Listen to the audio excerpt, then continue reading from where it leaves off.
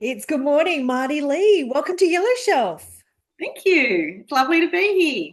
Marty, it is my pleasure. I was just sharing with you, there has been so many people in my network and even in my friendship group who've said, have I spoken to Marty about her podcast, the ReNewy Living Podcast?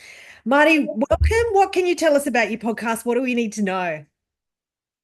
Well, the ReNewy Living Podcast is helping people uncomplicate sustainability. And it's really important because I'm here in Newcastle in New South Wales, which is why my name is called ReNewy Living, because ReNewy is the affectionate name for Yes. Newcastle. So ReNewy Living it is.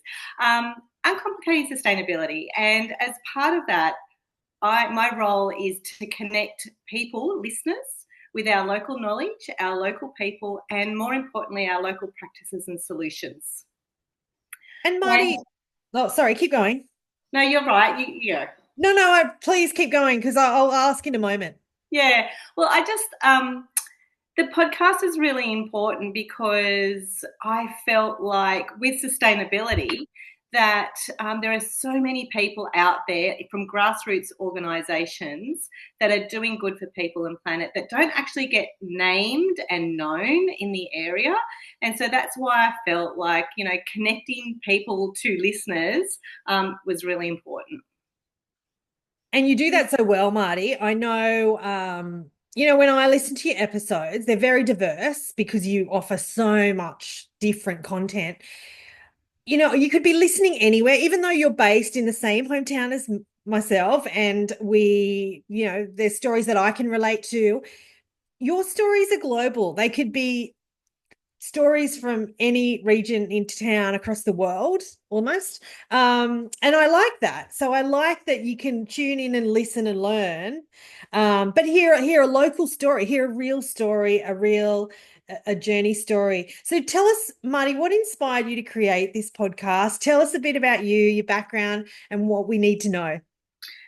So the inspiration for the podcast is I have been an avid podcast listener for many, many years, an ABC radio listener, which is our large government radio here in Australia. And I felt like people's voices and stories needed to be shared rather than just being in a dry written blog post. It was really important for me that listeners could hear their voices and their stories. And the people that I'm interviewing don't have media coverage. They're not savvy with media at all. So it's really important for them to get their stories out. My background is that I'm a preschool teacher.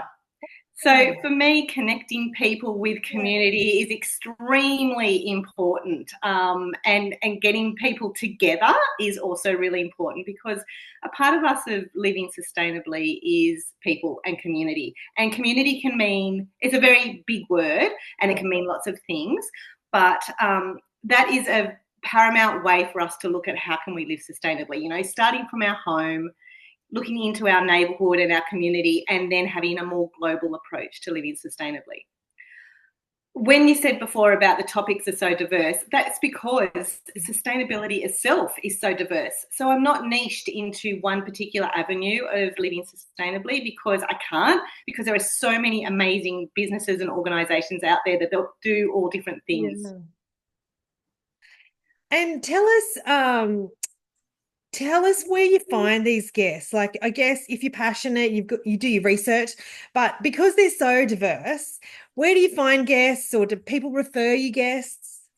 I have a combination of things. So all my first series is all those people that I already knew because my connections were pretty strong to begin with.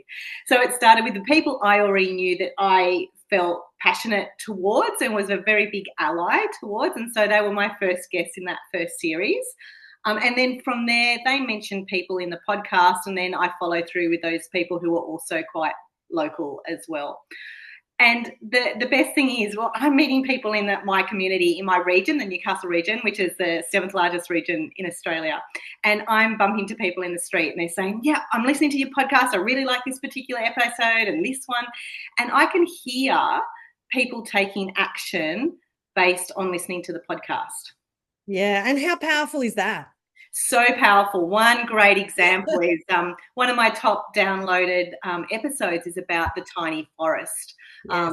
which is essentially like a tennis court size or a little bit larger. And for the impact of that is I actually had one listener email me and say, hey, I'd like to do one in my own backyard. And as of this week, when we're recording, the starting of the earthworks for that tiny forest is happening, and that's going to be the biggest ever planting at this stage for the tiny forests. So it's not me doing the tiny forest for that, but the impact is that person has listened to the podcast and is creating a tiny forest. Yeah, so powerful, so powerful.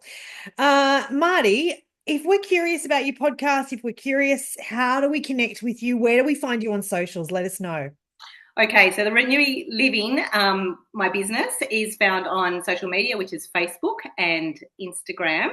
And then you can also find me on my website, which is renewyliving.com.au.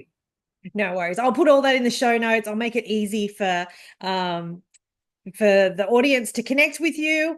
You know, I think about when I have conversations over the years with people about sustainability, they talk about, where do I start? It's too expensive. And I think going to your podcast is just a knowledge space to start. Would you not agree?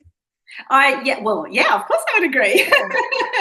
But I think that the value of the podcast is that people can choose which episode resonates with them and where they would like to start taking action. And I think that's really important for people to pick and choose the episodes that they would like to listen to. Yeah, and be inspired by it. Mardi, thank you so much for joining us at Yellow Shelf. Keep podcasting. You deliver really great content. Thank you. Cheers.